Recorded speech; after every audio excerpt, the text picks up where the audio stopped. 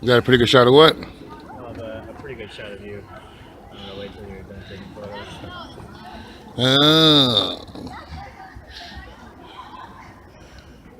Denver, right over there.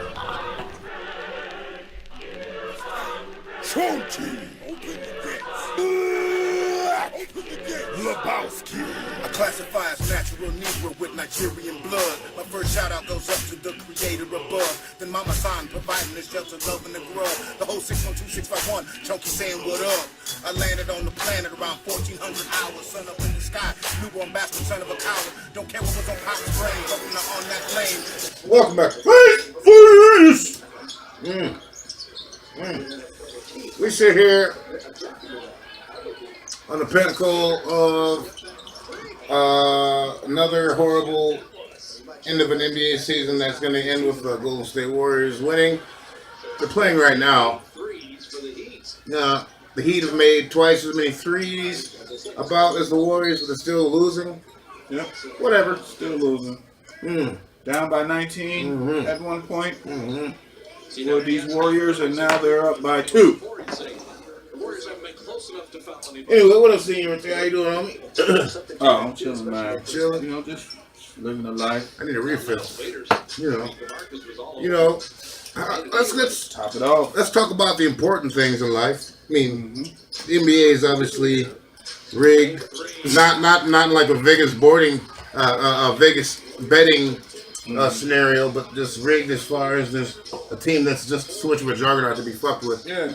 So let's talk about football first. Intentional bitch assness. That's what I call it. Especially since it's going to be gone. This is going to be gone until it's always football season. Until the draft, it's going to be gone really. But anyways, to start out the AA, the American Alliance, the Football Alliance thing, whatever it is today. Yeah, I heard about that. Did you check it out? No, I did not. I saw some highlights, man. It looked better than the CFL to me. It looked better than the CFL. It looked better than the XFL. I can't remember the XFL. It's been so Oh, then it long. looked better than that too. Yeah. You can't remember. So you can't remember it was not that great. Yeah. So, what was your takeaway from the Super Bowl, man? Your main takeaway? Defensive game. Opportunity for Brady to really cement his GOAT status that most people have labeled him as the GOAT. But for me, much of the same.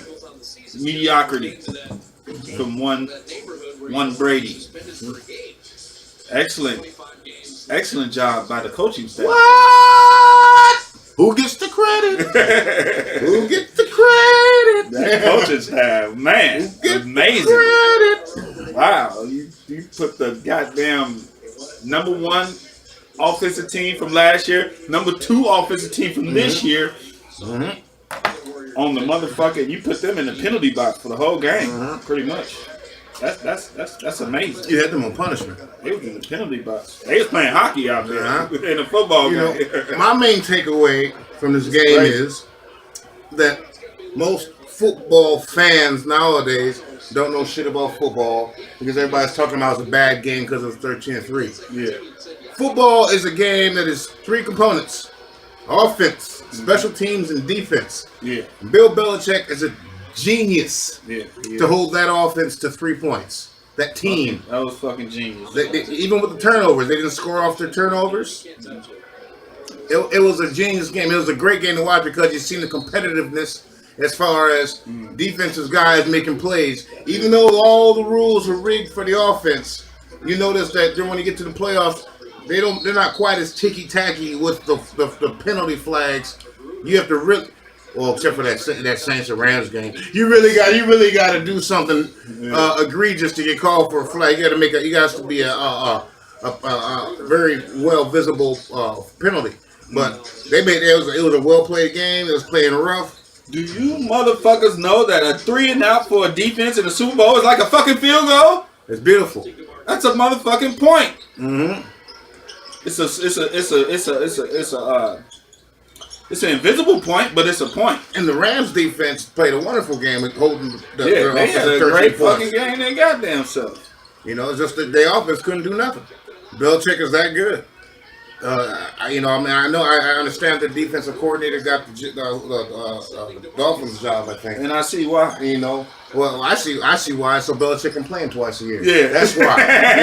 You know, but I can guarantee you that defensive. The genius of Belichick just gets you shit like that, man. But I can guarantee you that defensive display that the Patriots put on was not just because of Flores. No. That was Belichick, homie. Yeah. You can believe that. Yeah. You know, as far as the dynasty, I'm going to give it 65% Belichick, 35% Brady. Oh man, I'll go 75-25. I'll even sign off on that because Belichick has been the master engineer for the whole thing. He could have won the Super Bowl last year if he wanted to. I even forgive Belichick. That's what I was about to say. I forgive that motherfucker for last year, not starting Malcolm Butler. He did this shit on purpose. He did it on purpose.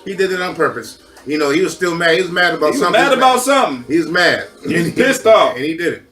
And how dare you piss off the great Belichick, Malcolm? I think that was for Robert Kraft and Tom Brady. You think so? I think it was for like, hey, your run was over. I wanted you to leave. Yeah. You've let me make all the decisions up to now, Robert. Yeah. And now fine. I'm going to sit Malcolm, the guy who won the Super Bowl by himself, single-handedly. That probably was for getting rid of the backup quarterback. Yeah, that's for Garoppolo. Yeah. And that's Tom Brady's boy, because Tom Brady's the one who gave him the truck after he won that Super Bowl. Yeah, Malcolm. Yeah. And he's like, you know what? I'm just gonna sit your guy down. Yeah. Oh, we didn't win. Look at that, 41 points. Bill Belichick, you dirty bastard for that. You know, but you're still the greatest of all time as far as coaches. Yeah. Tom, you're still the greatest quarterback of all time, but the credit goes to your coach. He's the greatest all time by default, because you can't argue the numbers. Yeah, you can't argue the numbers. But motherfucker, you ain't really blew out nobody but the weak ass AFC to me. You know, well, see, and the thing is, you know, that's all you blew out. The first to me. 3 championships wasn't because of you; it was because of your defense. Yeah, 3-point wins. You know, 3-point wins. The kicker wins the game. This This was the blowout win for Brady. This is the biggest win they've had. This is the biggest point differential. Any Super Bowl they've won. This was a bigger point differential than the first 3 Super Bowls. And he threw for like the first 3 Super yards. Bowls. The point differential was 9 points. And he didn't throw 1 touchdown. He didn't even throw a touchdown.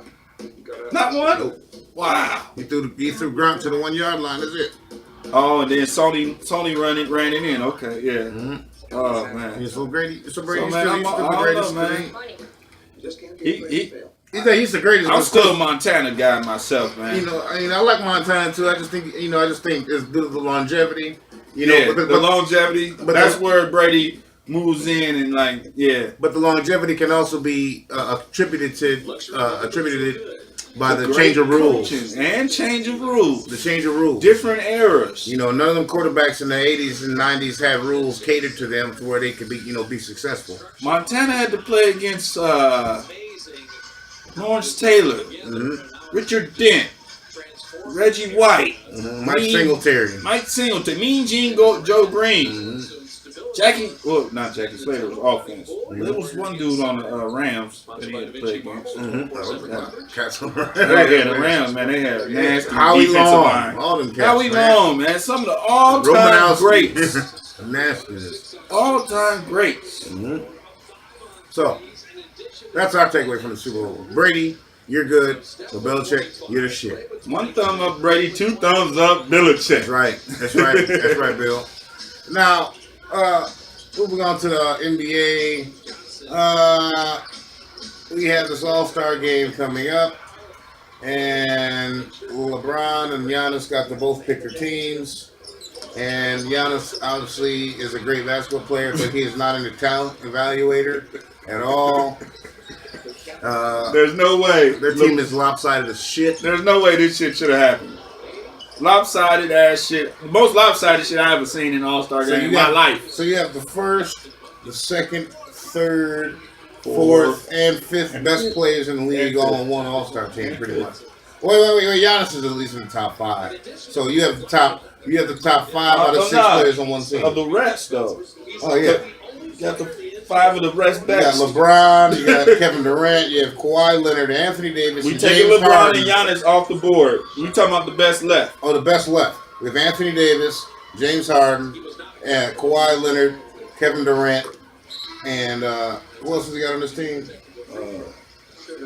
Anthony Davis, Kawhi Leonard, And Kyrie Irving. Damian Lillard.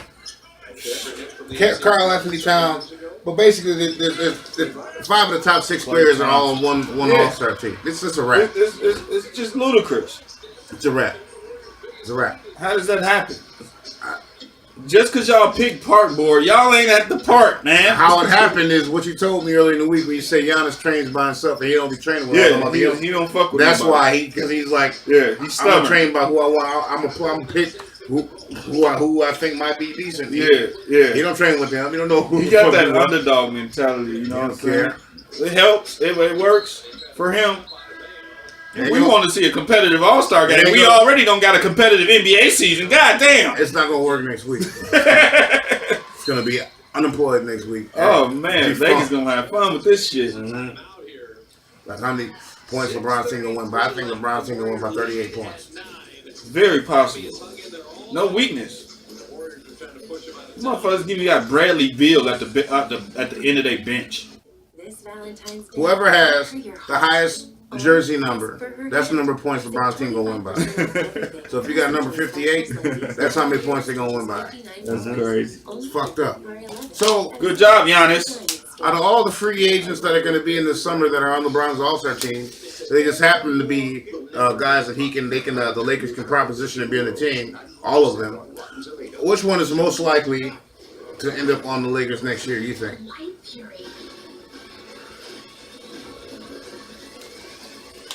Kawhi Leonard. You think Kawhi wants to come there? I think he's keeping his little secret to himself. Acting like he's bad. He love it in Toronto. He's bashful. He's just a quiet dude, man. You gotta read between the lines with him, man.